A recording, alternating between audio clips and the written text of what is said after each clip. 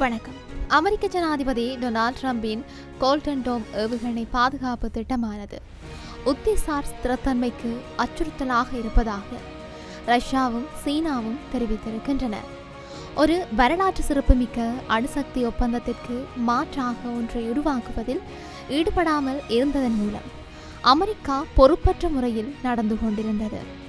பெய்ஜிங்கில் இருக்கின்ற மக்கள் மாமன்றத்தில் ஜனாதிபதி ஜி ஜின்பிங் ரஷ்ய ஜனாதிபதி விளாடிமிர் புடினை மரியாதை அணிவகுப்பு மற்றும் துப்பாக்கி முழக்கத்துடன் வரவேற்றதை தொடர்ந்து ஒரு கூட்டு அறிக்கையின் வாயிலாக இந்த கண்டனத்தை பதிவு செய்திருக்கின்றார்.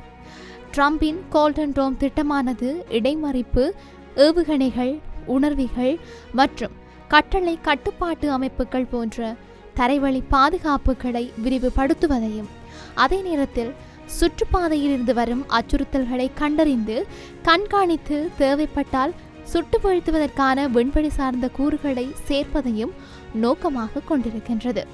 இவற்றில் மேம்பட்ட செயற்கைக்கோள் மைப்புகள் மற்றும் சுற்றுப்பாதை ஆயுதங்களும் அடங்கும். இந்த நிலையில் ரஷ்யாவும் சீனாவும் கூட்டாக வெளியிட்டிருக்கின்ற அறிக்கையில் அனைத்து வகையான ஏவுகணைகளையும் அவற்றின் பயணத்தின் அனைத்து நிலைகளிலும் மற்றும் ஏவப்படுவதற்கு முன்பும் அனைத்து வகையான சமபல எதிரி ஏவுகணைகள் உட்பட அழிப்பதை நோக்கமாக கொண்ட வரம்பற்ற பல அடுக்கு பல கோள மற்றும் உலகளவிய ஏவுகணை பாதுகாப்பு அமைப்பை உருவாக்குவதை நோக்கமாக கொண்ட அமெரிக்காவின் கோல்டன் டோம் திட்டம் உத்திசார் நிலைத்தன்மைக்கு ஒரு வெளிப்படையான அச்சுறுத்தலை ஏற்படுத்துகின்றது என்று குறிப்பிட்டிருக்கின்றனர். அத்துடன் இந்த திட்டங்கள் முக்கிய கொள்கைகளுக்கு முற்றிலும் முரணாக உள்ளது என்றும் குறிப்பிட்டிருக்கின்றனர். அது மட்டுமன்றி 2010 ஆண்டின் புதிய ஸ்ட்ரைட் ஆயுத கட்டுப்பாட்டு ஒப்பந்தத்தை இந்த ஆண்டின் தொடக்கத்தில் மாற்றும் ஒப்பந்தம் ஏதுமின்றி காலாவதியாக அனுமதித்த அமெரிக்காவின் பொறுப்பற்ற கொள்கை குறித்து வருத்தம் தெரிவிப்பதாக சீனாவும் ரஷ்யாவும் கூறியிருக்கின்றன. மேலும் சாத்தியமான அமெரிக்க ரஷ்ய அணு ஆயுத கட்டுப்பாட்டு பேச்சுவார்த்தைகளில் பங்கேற்க விரும்பாத சீனாவின் நிலைப்பாட்டிற்கு ஆதரவளிப்பதாக ரஷ்யா கூறியது. நியூ ஸ்டார்ட் ஒப்பந்தத்தை நீட்டிப்பதை விமர்சிப்பவர்கள் சீனாவின் விரைவான அணு ஆயுத பெருக்கத்தை கருத்தில் கொள்ள அமெரிக்கா கட்டுப்பாடுகளிலிருந்து தன்னை விடுவித்துக் கொள்ள வேண்டும் என்றனர். இவை இங்கொரு முக்கியமான விடயமாக கருதப்பட்டிருக்கின்றமையும் சுட்டிக்காட்டத்தக்கது. தொடர்ச்சியாக வளைகுடா பிராந்தியத்தில் ஏற்பட்டிருக்கின்ற மோதல்கள் காரணமாக ஹார்மூஸ் நீரிணை மூடப்பட்டிருக்கின்றமையானது உலகளாவிய விவசாய உணவு அமைப்பில் கடுமையான கட்டமைப்பு தாக்கத்தை ஏற்படுத்தும் தொடக்கமாகும் என்று ஐக்கிய நாடுகள் சபையின் உணவு மற்றும் விவசாய அமைப்பு எச்சரித்திருக்கிறது. இது ஒரு தற்காலிக கப்பல் போக்குவரத்து தடையல்ல என்றும் அடுத்த 6 முதல் 12 மாதங்களுக்குள் உலகளாவிய உணவு விலைவாசி மிக கடுமையான உச்சத்தை எட்ட இது வழிவகுக்கும் என்றும் அந்த அமைப்பு நேற்று தெரிவித்திருந்தது. அத்துடன் இதற்கான தடுப்பு நடவடிக்கைகளை எடுப்பதற்கான கால அவகாசம் மிக வேகமாக குறைந்து வருவதாகவும் சுட்டிக்காட்டப்பட்டிருக்கிறது. இது குறித்து உணவு மற்றும் விவசாய அமைப்பின் தலைமை பொருளாதார நிபுணர் மெக்சிமோ டொரேடோ வெளியிட்டிருக்கின்ற புதிய ஒளிப்பதிவில் நாடுகளின் பின்னடைவு திறன் எவ்வாறு அதிகரிப்பது மற்றும் இந்த விநியோக தடையால் ஏற்படும் பாதிப்புகளை எவ்வாறு குறைப்பது என்பது குறித்து தீவிரமாக சிந்திக்க வேண்டிய நேரம் இது என்று தெரிவித்திருக்கிறார். மத்திய கிழக்கு மோதல்கள் மற்றும் அதிக எரிசக்தி செலவுகள் காரணமாக சர்வதேச சந்தையில் வர்த்தகம் செய்யப்படும் உணவுப் பொருட்களின் மாதாந்திர விலை மாற்றங்களை கண்காணிக்கும் FAO உணவு விலை குறியீடு கடந்த ஏப்ரல் மாதத்தில் தொடர்ந்து 3வது மாதமாக உயர்வடைந்திருக்கிறது.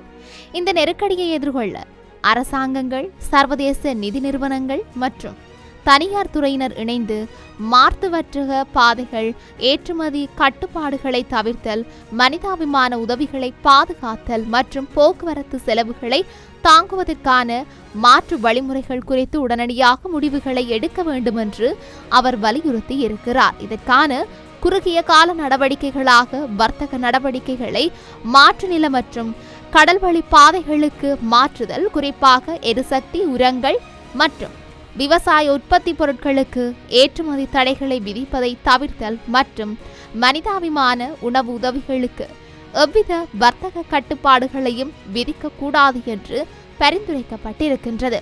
மத்திய கால நடவடிக்கைகளாக விவசாயிகளின் அறுவடை காலங்களுக்கு ஏற்ப அவசரகால கடன் வசதிகளை வழங்குதல், விரைவான உதவிகளை விநியோகிப்பதற்காக டிஜிட்டல் விவசாயி பதிவேடுகளின் பயன்பாட்டை விரிவுபடுத்துதல் மற்றும் 2022ஆம் ஆண்டில் நிறுவப்பட்ட உணவு அதிர்ச்சி நிதியுதவி சாளரத்தை மீண்டும் செயல்படுத்துதல் ஆகியவை முன்வைக்கப்பட்டிருக்கின்றன. மேலும் உலகளாவிய ரீதியில் வறட்சி மற்றும் மழை வீழ்ச்சி மாற்றங்களை ஏற்படுத்தக்கூடிய எல் நினோ காலநிலை மாற்றத்தின் தாக்கத்தினால் இந்த உணவு நெருக்கடி மேலும் தீவிரமடையக்கூடும் என்று ஐக்கிய நாடுகள் சபையின் உணவு மற்றும் விவசாய அமைப்பு எச்சரித்திருக்கின்றமையும் குறிப்பிடத்தக்க விடயமாக இருக்கின்றது.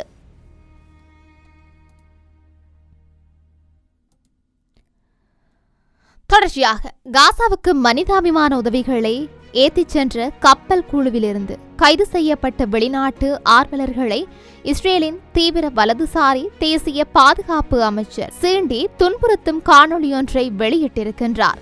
கைகள் கட்டப்பட்ட நிலையில் ஆர்வலர்கள் தரையில் மண்டியிட்டிருக்க அவர்களுக்கு முன்னால் பென்க் பிரீர் இஸ்ரேலிய கொடியை அசைத்து கூச்சலிடும் இந்த காணொளி சர்வதேச அளவில் பெரும் அதிர்வலைகளை ஏற்படுத்தியிருக்கிறது. இந்த சம்பவத்துக்கு இத்தாலி, பிரான்ஸ், நெதர்லாந்து மற்றும் கனடா ஆகிய நாடுகள் இஸ்ரேலிய தூதர்களை நேரில் அழைத்து தங்களுடைய கடுமையான கண்டனங்களை பதிவு செய்தும் இருக்கின்றார்கள். இதற்கிடையே இஸ்ரேலுக்கான அமெரிக்க தூதுவர் மைக் ஹக்கபி டொனால்ட் ட்ரம்ப் நிர்வாகத்தின் சார்பில் இதற்கு முதன்முறையாக பகிரங்க கண்டனம் தெரிவித்திருக்கின்றார். உதவி கப்பல் பயணம் ஒரு முட்டாள்தனமான உத்தி, ஆனால் பென்க் பிரீத் தனது நாட்டின் கண்ணியத்தையே காட்டிக் கொடுத்து விட்டார் என்று அவர் விமர்சித்திருக்கின்றார். இருப்பினும் இந்த ஆர்வலர்களின் கப்பல் குழுவுக்கு எதிராக அமெரிக்க நிதி திணைக்களம் தடைகளை விதித்த மறுநாளே அமெரிக்க தூதுவரின் இந்த அறிக்கை வெளியாகியிருக்கிறதால் இது வெறும் வெற்று வார்த்தை என்றும் இஸ்ரேல் மீதான அமெரிக்காவின் இரட்டை நிலைப்பாட்டையே இது காட்டுகின்றது என்றும் சர்வதேச அரசியல் ஆய்வாளர்கள் சாடியுள்ளனர். இப்படி இருக்க அமெரிக்கா ஆபரேஷன் எபிக் பியூரி என்ற பெயரில் ஈரான் மீது நடத்திய 6 வார ராணுவ நடவடிக்கையில் 42 விமானங்களை இழந்ததாக அமெரிக்க நாடாளுமன்ற ஆராய்ச்சி சேவை வெளியிட்டிருக்கிற அறிக்கையில் தெரிவிக்கப்பட்டிருக்கிறது. அந்த அறிக்கையின்படி அமெரிக்க பாதுகாப்புத்துறை மற்றும் மத்திய கட்டளை பிரிவு வெளியிட்ட தகவல்களை அடிப்படையாக கொண்டு மேற்கொள்ளப்பட்ட ஆய்வில் இந்த விவரங்கள் உறுதிப்படுத்தப்பட்டிருக்கின்றன. போரின் போது அமெரிக்காவின் பல போர் விமானங்கள் மற்றும் ட்ரோன்கள் ஈரான் ராணுவத்தால் சுட்டு வீழ்த்தப்பட்டதாக கூறப்படுகிறது. இழப்புகளின் பட்டியலில் 4 தொடக்கம் 15 ஸ்ட்ரைக் ஈகிள் போர் விமானங்கள், ஒரு F-35A லைட்னிங் 2 போர் விமானம், ஒரு A-10 தண்டர் போல்ட் தாக்குதல் விமானம் ஆகியவை அடங்குகின்றன. மேலும் 7 KC தொடக்கம் 135 ஸ்டார்டோங்கர் எரிபொருள் நிரப்பும் விமானங்கள், ஒரு E-3 சென்ட்ரி கண்காணிப்பு விமானம், 2 MC-130J கமாண்டோ சிறப்பு நடவடிக்கை விமானங்கள், ஒரு HH தொடக்கம் 60W ஜாலி கிரீன் ஹெலிகாப்டர் ஆகியவையும் சேதமடைந்ததாக அறிக்கைகள் குறிப்பிடுகின்றது. இதனுடன் 24 MQ-9 ரீப்பர் ட்ரோன்கள் மற்றும் MQ-4C டிரைட்டன் ட்ரோனும் இழக்கப்பட்டுள்ளதாகவும் தெரிவிக்கப்பட்டுள்ளது. இந்த இழப்புகள் குறித்து அமெரிக்க அதிகாரப்பூர்வ தரப்பில் மேலதிக விளக்கம் வெளியாகவில்லை என்றும் அறிக்கையில் குறிப்பிடப்பட்டுள்ளது.